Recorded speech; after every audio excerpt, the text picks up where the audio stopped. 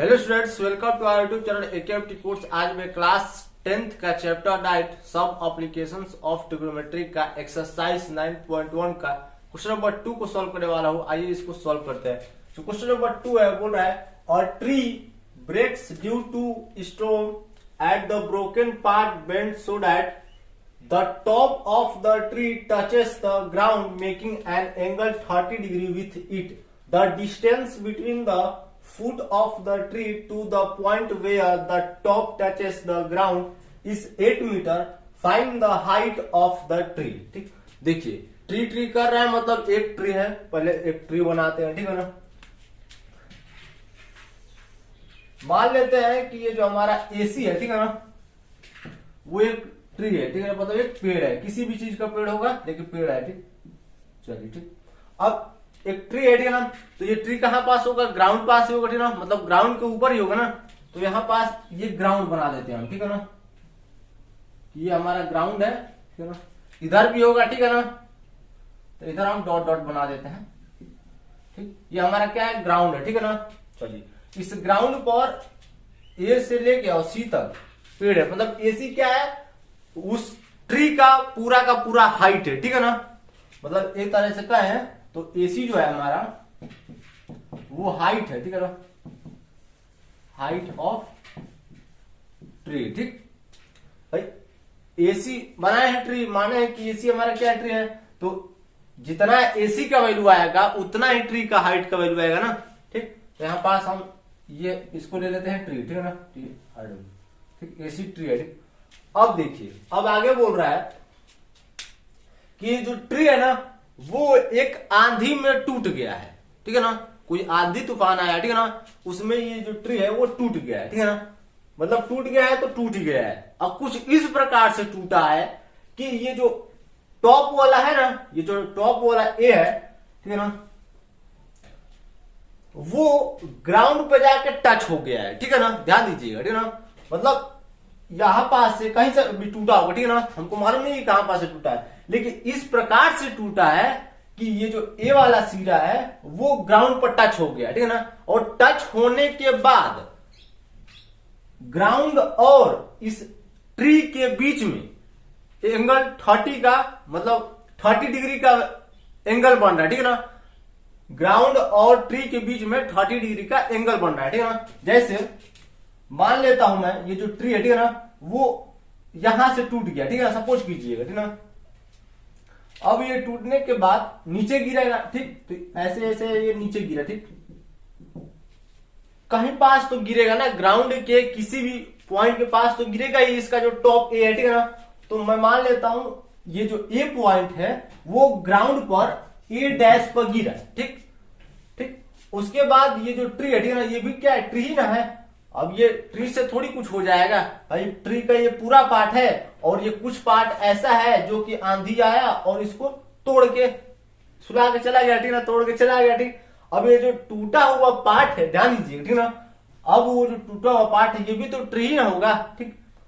मतलब कहने का मतलब ये है कि जितना टूटेगा, ठीक है ना, यहां पास आप ले लीजिए, मान लीजिए कि बी पॉइंट से टूटा है, ठीक ना, तो जितना पार्ट टूटेगा उतना ही पार्ट ना झुकेगा, यानी जितना आपका ए बी होगा उतना ही आपका ए डैश भी होगा। बात को समझिए, ठीक है ना। जैसे इस मार्कर को हम, ठीक है ना, तोड़ देंगे, ठीक है ना, जितना पार्ट तोड़ेंगे इतना पार्ट तोड़े, ठीक है ना, तो इतना ही पार्ट ना नीचे आएगा। मतलब कहने का मतलब है कि जितना पार्ट टूटेगा, ठीक है ना, आंधी में, उतना ही पार्ट ना नीचे झुकेगा, बाकी का पार्ट थोड़ी झुक जाएगा। तो जितना हमारा टूट रहा है, जैसे ए बी टूट रहा है, ठीक है ना, तो ए बी टूट के जमीन पर गिरा, ठीक, नेम चेंज हो जाएगा। इस पॉइंट के पास ए था, ठीक है ना, तो ग्राउंड पर गिरा तो यहां पास कुछ और पॉइंट होगा, ठीक ना, तो उस पॉइंट का नाम देता हूं मैं ए डैश, ठीक। तो ये जो बी ए डैश है, ठीक है ना, या फिर ए डैश बी है, वो इक्वल होगा ए बी से, ठीक है ना। कहने का मतलब ये है कि जितना पार्ट टूट रहा है, ठीक है ना, गिर रहा है, ठीक है ना, वो दोनों इक्वल होगा, ठीक। और ग्राउंड, ये आपको क्या है? ग्राउंड, ठीक ठीक, ग्राउंड है, ठीक। तो ये पूरा का पूरा ग्राउंड है, ठीक है ना, ग्राउंड पर ही ना पेड़ है, ठीक है ना, ग्राउंड पर ना ट्री है, ठीक है ना। और ये आपका ट्री है, ठीक है ना, ये ब्रोकन पार्ट है, एक तरह से कहा जाए ब्रोकन पार्ट है, ठीक है ना। ट्री का ब्रोकन पार्ट है, किसका? ट्री का। ठीक। तो ब्रोकन पार्ट और ग्राउंड मतलब ट्री का जो ब्रोकन पार्ट टूटा हुआ पार्ट है और ग्राउंड के बीच में 30 डिग्री बन रहा है, ठीक है ना, 30 डिग्री बन रहा है, इसको याद कर लीजिए, ठीक है ना, यहाँ पास 30 डिग्री बन रहा है। अभी यहां से लेके यहां तक का मीनिंग हमने समझाया, ठीक है ना, कि एक ट्री है, ठीक है ना, जो कि आंधी से टूट गया है और उसका जो टूटा हुआ पार्ट है कुछ इस प्रकार से बेंड हुआ है, बेंड मतलब झुका है, ठीक है ना, कि उसका टॉप यानी उस ट्री का जो टॉप है वो ग्राउंड पे टच किया है किसी पॉइंट के पास, ठीक है ना, ले लिया हूं कि वो ए पॉइंट के पास, ए डैश पॉइंट के पास टच किया, ठीक है ना, और टच करने के बाद वो 30 डिग्री का एंगल बना रहा है किसके साथ, ग्राउंड के साथ, ठीक है ना, मतलब ये जो ब्रोकन पार्ट है वो ग्राउंड के साथ 30 डिग्री का एंगल बना रहा है, ठीक। चलिए अब आगे बोल रहा है कि the distance between the foot of tree, foot of tree मतलब समझिए, ठीक है ना, ये ट्री है, ठीक है ना, फुट यानी क्या, पैर, ठीक है ना, तो जब पेड़ का पैर क्या होगा, उसका जो जड़ होगा वही, ठीक है ना, मतलब कहने का मतलब है कि पेड़ का जो बॉटम होगा, ट्री का जो बॉटम होगा, ठीक है ना, ये टॉप हुआ, ठीक, तो ये बॉटम होगा, तो ये जो बॉटम है ना यही उसका फुट भी होगा, ठीक है ना, फुट यानी वही जो हम इंसान का फुट यानी इंसान का पैर, ठीक, तो वैसे पेड़ का फुट यानी उसका जो बॉटम है, ठीक है ना, वही, ठीक। यहाँ पास ये जो सी पॉइंट है ये क्या है, फुट ऑफ ट्री है, ठीक है ना, ये जो सी पॉइंट है, ठीक, तो यहां से लेके, ठीक, चलिए to the point where the top touches the ground. अब टॉप टचेस द ग्राउंड मतलब कहां पास, ये जो टॉप वाला है पेड़ का, ठीक ना, वो कहां पास, ग्राउंड के पास टच किया है, ए डैश के पास, ठीक है, तो यहां से लेके और यहां तक, यहां से लेके यहां तक का जो डिस्टेंस है वो है 8 मीटर, ठीक है ना, यानी ये आपका 8 मीटर है, ठीक, कोई दिक्कत नहीं, ठीक है ना। फिर से आपको बताता हूं, बोल रहा है कि ट्री का जो मेन जड़ है, ठीक है ना, या फिर ग्राउंड के पास जहां पास ट्री लगाया है वहां से लेके और ग्राउंड पर जो टॉप वाला सिरा है ना, मतलब ये जो ए डैश वाला जो टूटा है, टूट के यहाँ पास गिरा, ठीक है ना, तो यहां से लेके यहां तक का जो डिस्टेंस है वो है 8 मीटर, ठीक है ना, कुल मिला के बेस हमको 8 मीटर बता रहा है, ठीक। चलिए अब आगे देखते हैं क्या बोला है।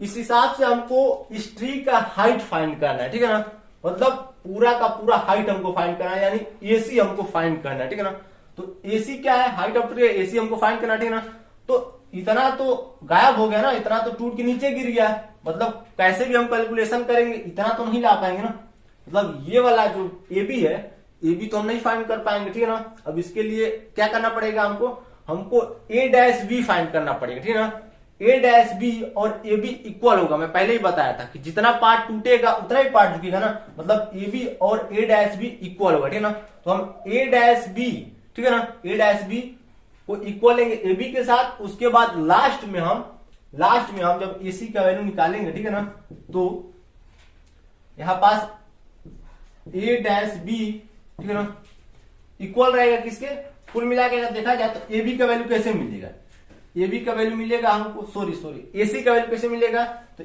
एसी का वैल्यू मिलेगा हमको जब हम ए बी प्लस बीसी करेंगे, ठीक। अब ए बी थोड़ा फाइंड करना मुश्किल है, ठीक है ना, मुश्किल है लेकिन नामुमकिन नहीं है, ठीक है ना।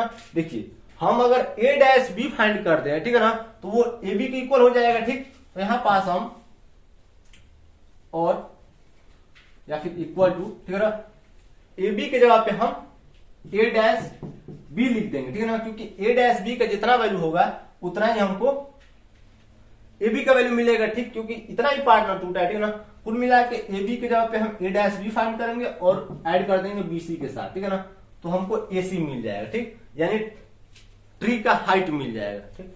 चलिए ये रहा इस क्वेश्चन का मतलब। अब हमको कुल मिला के पूरा एसी फाइंड करना है, ठीक है ना, यानी इस ट्री का हाइट फाइंड करना है, ठीक। फाइंड करते हैं, बहुत ही ज्यादा आसान क्वेश्चन है। तो इधर वाले ग्राउंड को मैं मिटा देता हूं, इसका कोई यूज है नहीं।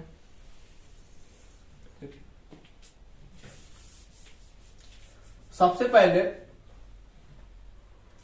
लेट करना पड़ेगा, लेट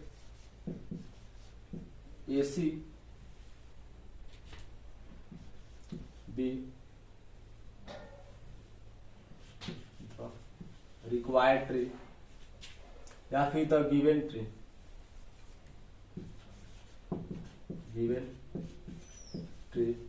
ठीक है ना।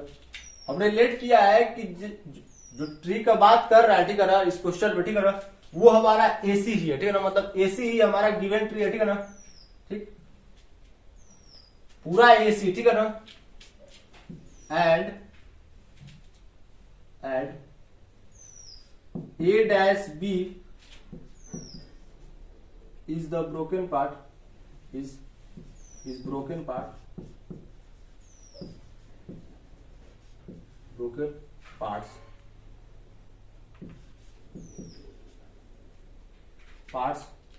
which is equal to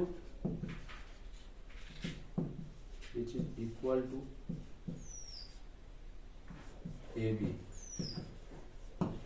पहले यहाँ पास मैं मतलब लेट में ही लिख दिया हूं, ठीक है ना, कि A डैश बी हमारा ब्रोकन पार्ट है, ठीक है ना, पूरा का पूरा, और ये आपका मेन पार्ट है, ठीक है ना, और A डैश बी जो होगा वो इक्वल होगा ए बी के साथ, ठीक है ना, ठीक, कोई दिक्कत नहीं, एंड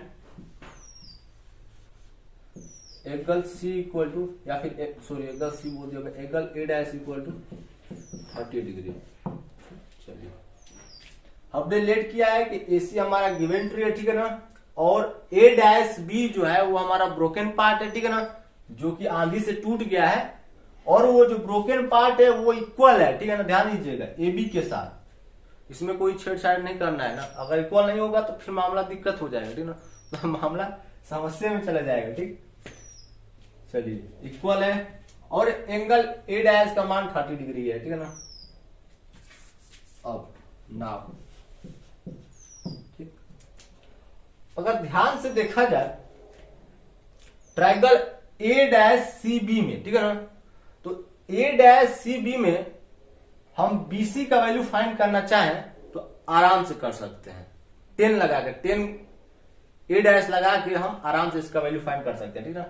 तो यहां पास पहले बीसी का वैल्यू फाइंड करते हैं, ठीक है ना, क्योंकि बेस हमको दिया है और ये क्या है, परपेंडिकुलर है, चूंकि पौधा है, पौधा या फिर वाल है या फिर कोई वर्टिकल जो भी चीज है, ठीक है ना, वो ग्राउंड पर 90 डिग्री बनाएगा, ठीक, यानी क्या हुआ, ये हुआ राइट ट्रायंगल, और इसमें हम ट्रिग्नोमेट्री रेशियो अप्लाई कर सकते हैं, ठीक है ना। तो यहां पास ना इन triangle A dash C B में, ठीक है ना, ए डैश सी बी में ये जो हमारा एंगल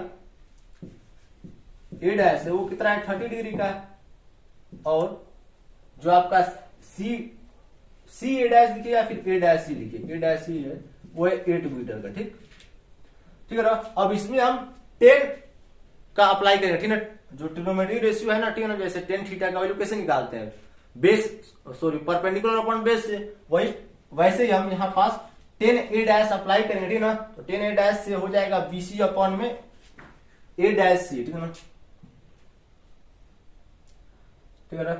देन इस ट्रायंगल में एंगल ए का मान इतना है, ए डैश सी का मान इतना है, एंगल ए डैश का मान इतना है और इसका इतना है, then 10 A dash equal to, अब 10 का वैल्यू कैसे निकालते हैं, परपेंडिकुलर अपॉन बेस से, ठीक, तो ए के लिए तो परपेंडिकुलर यही ना होगा, मतलब एंगल ए डैश के लिए परपेंडिकुलर यही होगा और बेस भी यही होगा, ठीक, इसमें कोई गुंजाइश नहीं है, ठीक है ना, क्योंकि एंगल का जो अपोजिट साइड होगा, ठीक है ना, 90 डिग्री को छोड़कर 90 डिग्री का जो अपोजिट साइड होगा वो तो हाइपोटेनस में चला जाएगा, ठीक है ना, जिस एंगल को हमको बताना है उसके लिए, ठीक है ना, एंगल ए को यहाँ पास रिप्रेजेंट कर रहे हैं, तो एंगल ए के लिए आपका परपेंडिकुलर हो जाएगा, ये आपका बेस हो जाएगा, ठीक है ना, तो परपेंडिकुलर आपका हो जाएगा बीसी और बेस क्या हो जाएगा ए डैश सी, ठीक।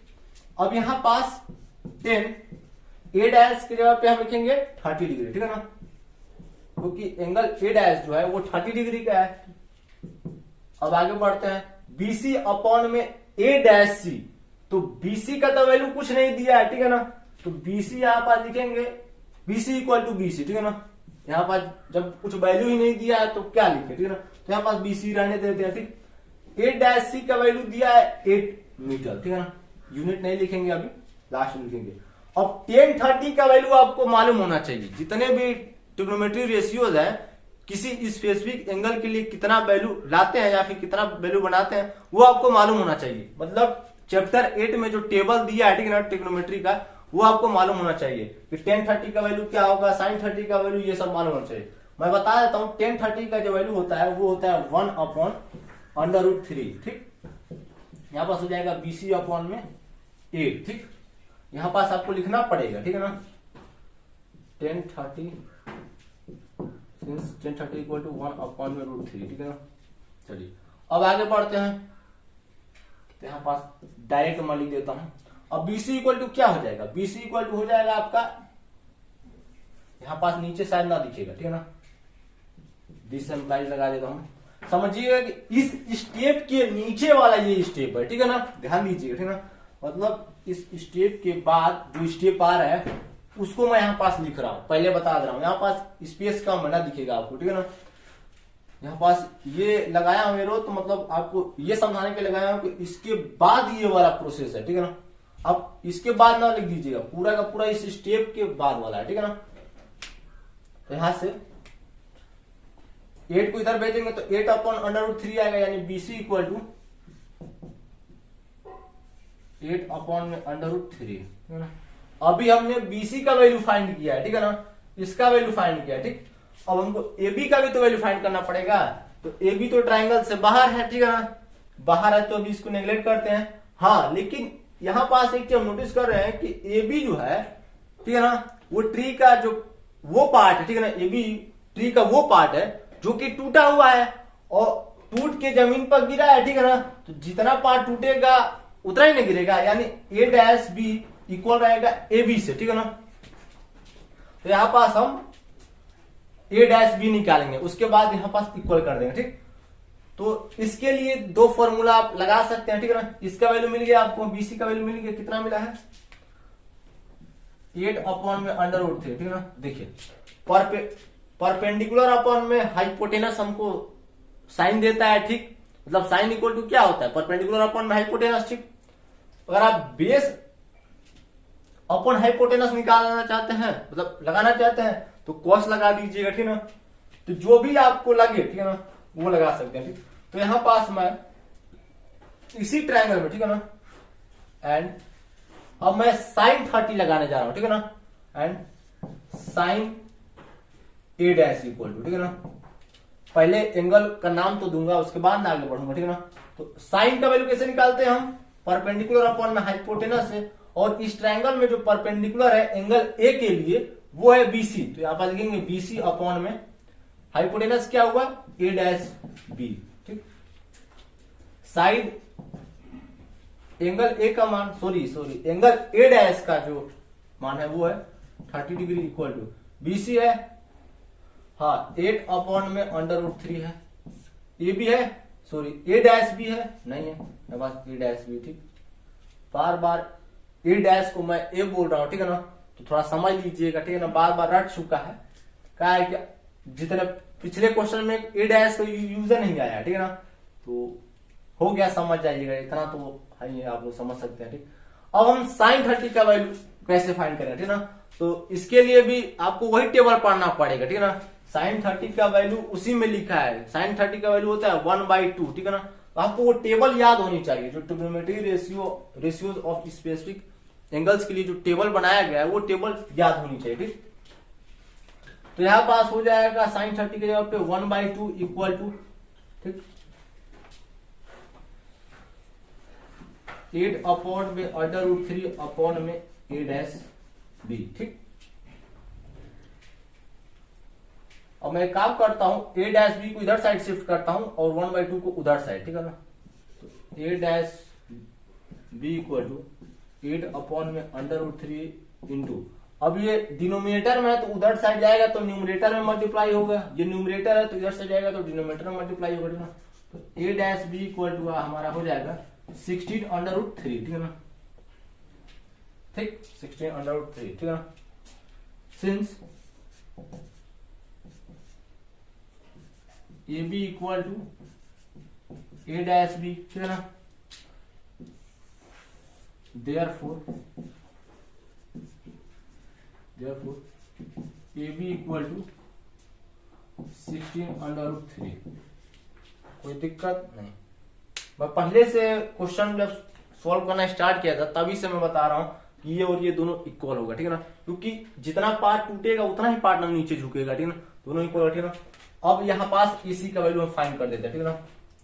Now AC equal to, AC का वैल्यू कैसे मिलेगा, AB प्लस BC से, ठीक है ना, या फिर डायरेक्ट आप A डैश और BC को जोड़ सकते हैं, ठीक है ना। तो मैं यहाँ पास पहले लिख दिया हूं इक्वल, तो AB वाला सही रहेगा, ज्यादा बेटर रहेगा, ठीक ना। AB प्लस BC, ठीक। AB का वैल्यू कितना है,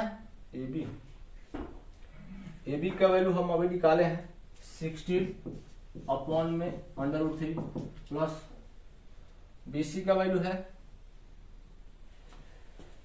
8 अपॉन √3।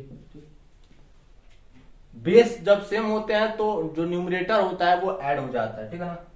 यहाँ पास √3 16 और 8 24। अभी ये आंसर नहीं है, ठीक है ना। आंसर में कभी भी डिनोमिनेटर में रूट नहीं रखना है, ठीक है ना, या फिर उसको सॉल्व करके आगे बढ़ जाना है, ठीक है ना। मतलब कुल मिलाकर मैं ये कहना चाहता हूं कि जब भी क्वेश्चन को सॉल्व कीजिए, ठीक है ना, अगर आपके आंसर में अंडर रूट आ रहा है, ठीक है ना, डिनोमिनेटर में, न्यूमरेटर में नहीं, तो उसको रेशनलाइज करके वहां पास से अंडर रूट हटा दीजिए, ठीक है ना। तो आगे का स्टेप यहाँ पास हम सॉल्व करेंगे, ठीक है ना। इसको मैं मिटाऊंगा तो √3 के मतलब जगह पे कुछ भी आ जाए लेकिन अंडर रूट ना आए, ठीक है ना। तो इसको भी रेशनलाइज करें, ठीक। स्क्रीनशॉट ले सकते हैं, ठीक है ना, ले चुके होंगे आपको। इसको मैं मिटा देता हूं।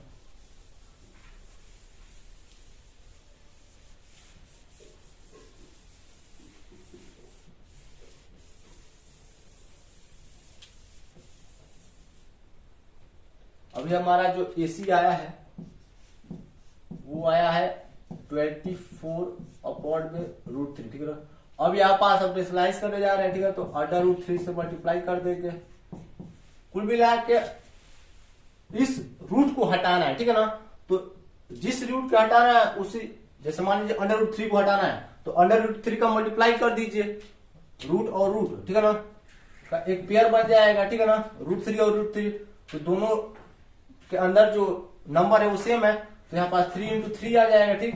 यहाँ पास 3 आ जाएगा, मतलब √3 और √3 का जब हम मल्टीप्लाई करेंगे तो 3 आ जाएगा, मतलब डिनोमिनेटर से रूट हट जाएगा, ठीक ना। तो AC इक्वल टू यहाँ पास हो जाएगा 24 √3 अपॉन में, इन दोनों को जब मल्टीप्लाई करेंगे हम तो 3 आ जाएगा, ठीक। तो AC इक्वल टू ये तो डिवाइड हो जाएगा तो आ जाएगा 8 √3, और ये जो 8 अंडर √3 जो आएगा वो मीटर में आएगा, ठीक है ना, क्योंकि यहाँ पास डिस्टेंस मीटर में दिया इसलिए इसको हम मीटर में लेंगे। यही आपका आंसर होगा, ठीक है ना। Means height of tree is 8 under √3 metre, ठीक। अब इसकी शॉट लेना चाहते हैं तो ले सकते हैं। वीडियो थोड़ा लंबा हो गया होगा, खैर कोई बात नहीं, लगता है समय, क्वेश्चन ज्यादा इंपॉर्टेंट था, ठीक है ना। इसमें 2 कंडीशन अप्लाई हो रहा था, एक खड़ा था और दूसरे में टूट रहा था, ठीक है ना, और हमको निकालना था पूरा का पूरा हाइट, ठीक है ना, इसलिए थोड़ा समय लग गया, ठीक है। वीडियो अच्छा लगे तो हमारे चैनल AKMT कोर्स को सब्सक्राइब कीजिए, लाइक कीजिए, कमेंट कीजिए, शेयर कीजिए। मिलते हैं अगले वीडियो में अगले क्वेश्चन के साथ।